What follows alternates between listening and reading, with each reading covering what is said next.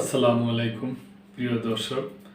বাংলাদেশ জাতীয়তাবাদী দলের ভারপ্রাপ্ত চেয়ারম্যান তারেক রহমান সাহেব উনি ভার্চুয়ালি যুক্ত হয়ে বক্তব্য দিচ্ছেন। তো উনি বলছেন যে শক্তিশালী ম্যান্ডেট নিয়ে সরকার গড়তে হবে, সেজন্য জনগণের দ্বার প্রান্তে যেতে হবে। তার কারণ সরকারের অনেক গুরুত্বপূর্ণ কাজ করার আছে। আগামী সরকারকে শক্তিশালী ম্যান্ডেটের উপর দাঁড়াতে হবে। তারেক রহমান আগামী সরকারকে শক্তিশালী ম্যান্ডেটের উপর দাঁড়াতে হবে বলে মন্তব্য করেছেন বিএনপির চেয়ারপারসন তারেক রহমান। তিনি বলেছেন, যদি ম্যান্ডেট দুর্বল হয় তাহলে হয়তো অনেক কাজ করা সম্ভব হবে না। সেই শক্তিশালী ম্যান্ডেট যদি পেতে হয় তবে অবশ্যই জনসমর্থন লাগবে। নির্বাচিত সরকারের প্রথম কাজ হবে দেশের আইন শৃঙ্খলা পরিস্থিতি নিয়ন্ত্রণে আনা। রোববার রাতে বিএনপি আয়োজিত আসন্ন জাতীয় সংসদ নির্বাচন ও জনপ্রত্যাশা শীর্ষক আলোচনা সভায় তিনি এ মন্তব্য করেন। রাজধানীর লেকশুর হোটেলে অনুষ্ঠিত এ সভায় লন্ডন থেকে ভার্চুয়ালি যুক্ত হন তিনি। তারেক রহমান বলেন, আগামী রাষ্ট্র পরিচালনায় নীতি ও আইনকে অগ্রাধিকার দিতে হবে। বিগত সময়ে অনেক অন্যায্য সুবিধা দেওয়া হয়েছে, তাই দুর্নীতির লাগাম টেনে ধরতে হবে। সবাই মিলে নতুন বাংলাদেশ গড়তে দেশের পেশাজীবী ও বিশিষ্টজনদেরও এগিয়ে আসতে হবে। এ সময় রাষ্ট্র পরিচালনায় সঠিক সিদ্ধান্ত নেওয়ার বিষয়ে গুরুত্ব আরোপ করেন তিনি। তারেক রহমান বলেন, সবসময় সঠিক সিদ্ধান্ত নেওয়া দরকার। সবসময় জনপ্রিয় সিদ্ধান্তই যে সঠিক সিদ্ধান্ত হবে তাও নয়। এ কারণে আমাদের সঠিক সিদ্ধান্ত নেওয়ার বিষয়ে সচেতন থাকতে হবে। রাষ্ট্র ক্ষমতায় গেলে বিএনপি কী কাজ করবে এবং দলের পরিকল্পনাগুলো নিয়ে জনগণের কাছে পৌঁছে দিতে নেতাকর্মীদের ছড়িয়ে পড়ার জন্য আহ্বান জানান দলের ভারপ্রাপ্ত চেয়ারম্যান তারেক রহমান। তিনি বলেন, আমাদের কথাগুলো, সব চিন্তা ভাবনাগুলো কিন্তু এক, হয়তো বিভিন্ন শব্দের মাধ্যমে একটু বিভিন্নভাবে আমরা উপস্থাপন করি, কিন্তু আমাদের চিন্তা ভাবনাগুলো এক। এত মানুষ যখন একইভাবে একই কথা বলে একই কাজ চিন্তা করছে, আমরা যদি সবাই ঐক্যবদ্ধ থাকি অবশ্যই ইনশাল্লাহ আমরা কাজগুলো করতে সক্ষম হব।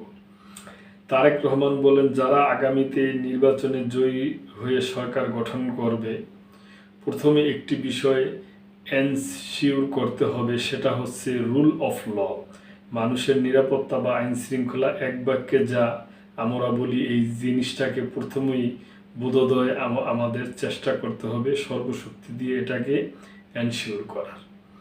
রাজধানীর যানজট নিয়ে তারেক রহমান বলেন, প্রতিদিন নগরবাসীকে যানজট পোহাতে হচ্ছে, এই বিষয়টি অবশ্যই আগামী সরকারকে অ্যাড্রেস করতে হবে। প্রিয় দর্শক, এটা খুবই ভালো একটা করছে। এই জিনিসটা আমিও ব্যক্তিগতভাবে চাই। পৃথিবীর বিভিন্ন দেশের যানবাহনের সিস্টেম এত সুন্দর, কিন্তু আমাদের দেশেরটা একটু এখনও ঠিকঠাক হয় নাই। আমাদের এর সমাধান বের করতে হবে। ঢাকা শহরে প্রায় 1.5-2 কোটি মানুষ বসবাস করত শুনতাম, এখন নতুন পরিসংখ্যানে বলেছে এটা বোধ হয় 3 কোটির কাছাকাছি। প্রতিদিন প্রায় 2 কোটি মানুষ অন্তত চলাফেরা করছে। এসব মানুষ স্বাচ্ছন্দ্যে চলাফেরা করবে এরকম পরিস্থিতি আমাদের তৈরি করতে হবে। এ সময় রাজধানীর পানি সংকট নিয়েও কথা বলেন তারেক রহমান। তিনি বলেন, এই মুহূর্তে ঢাকা শহরে আন্ডারগ্রাউন্ড ওয়াটার লেভেল নিচে নেমে গেছে। বুড়িগঙ্গা নদীর পানি সম্পূর্ণ ব্যবহারের অযোগ্য, শীতলক্ষ্যা নদীর পানিও ব্যবহারের অযোগ্যর কাছাকাছি চলে এসেছে।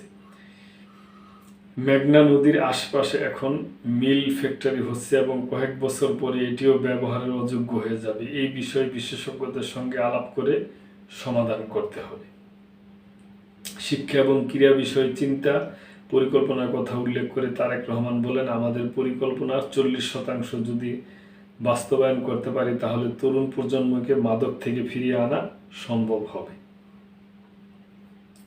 আমরা বিশ্বাস করি শুধু শাস্তি দিয়ে এটা সমাধান সম্ভব নয়।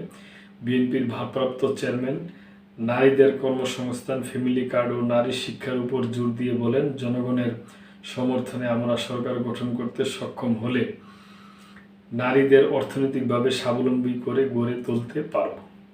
রাজধানীতে জনগণের সঙ্গে সরাসরি সংযোগের উপর গুরুত্ব দিয়ে তিনি বলেন, শীতাতপ নিয়ন্ত্রিত কক্ষে বসে রাজনীতি করলে জনগণের প্রকৃত সমস্যা বোঝা যায় না। যানজট, দ্রব্যমূল্য, কর্মসংস্থান এই সমস্যাগুলিকে মানুষ যেন স্বাভাবিক বলে মেনে না নেয়, সেজন্য আমাদের ভাবতে হবে, পরিস্থিতির উন্নয়নে কার্যকর পদক্ষেপ নিতে হবে। বিএনপির মহাসচিব মির্জা ফখরুল ইসলাম আলমগীরের সভাপতিত্বে সভায় আরও বক্তব্য দেন অর্থনীতিবিদ ও রাজনৈতিক বিশ্লেষক ডক্টর মাহবুবুল্লাহ, যুগান্তর সম্পাদক কবি আব্দুল হাই শিকদার, রাজনৈতিক বিশ্লেষক ডাক্তার জাহিদুর রহমান, বিএনপির ভারপ্রাপ্ত চেয়ারম্যানের উপদেষ্টা ডাক্তার মাহাদি আমিন প্রমুখ। এতে মূল প্রবন্ধ উপস্থাপন করেন ঢাকা বিশ্ববিদ্যালয়ের আইন বিভাগের অধ্যাপক এবং আইন অনুষদের সাবেক ডিন ডক্টর বুরহানুদ্দিন খান। এ সময় বিএনপির স্থায়ী কমিটির সদস্য সহ বিভিন্ন পেশাজীবী নেতা উপস্থিত ছিলেন। তো প্রিয় দর্শক, উনি যেই ইগুলা তুলে ধরছে খুবই এটা জনবান্ধব। আশা করি অন্যান্য যে রাজনৈতিক দলগুলো আছে ওনারা ওই করে তুলবে এবং দেশ একটা ভালো দিকে যাবে, এটাই আমরা আশা করি। দেশটা আমাদের সকলের এইটা নিয়ে ভাবতে হবে। তো প্রিয় দর্শক, এ ব্যাপারে আপনাদের যদি কোনো মন্তব্য থাকে অবশ্যই করবেন এবং চ্যানেলটিকে সাবস্ক্রাইব করবেন এবং মেম্বারশিপ নিয়ে চ্যানেলটির পাশেই থাকবেন। আল্লাহ হাফেজ।